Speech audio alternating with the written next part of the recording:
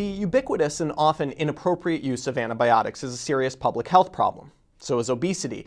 That these two factors could be linked is the conclusion suggested by a paper appearing in the International Journal of Obesity, which leveraged the huge Geisinger Health System database to examine the BMIs of children who had different exposures to antibiotics.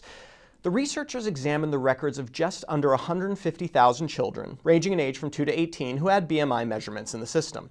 Now, the relationship between antibiotic use and BMI is complex, so they tried to characterize a couple of metrics. They examined the immediate effect of the antibiotic, how much BMI increase could be expected after exposure to antibiotics in the past year, but they also measured the persistent effect of antibiotics, how much BMI increase would be associated with your lifetime exposure to the drugs.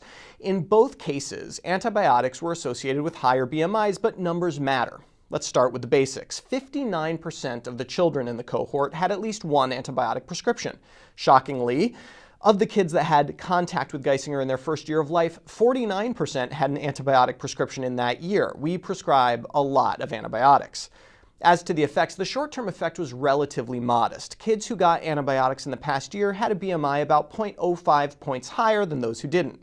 The cumulative effect was even smaller, about 0.01 BMI points for one prior antibiotic at any point in life. But more courses led to more BMI gain.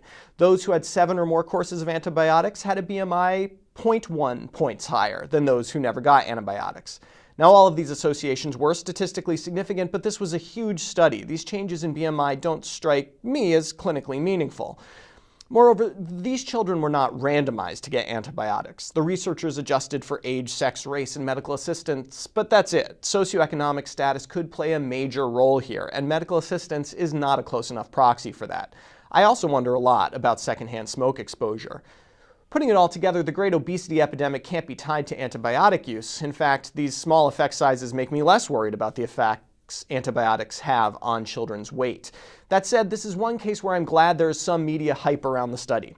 While the headlines warning that antibiotics are making your children fat are completely overblown, perhaps the negative press will reduce the overprescribing of antibiotics. And that's good, not because it will cure the obesity epidemic, but because it will impact the emerging epidemic of microbial resistance. For MedPage Today, I'm Perry Wilson.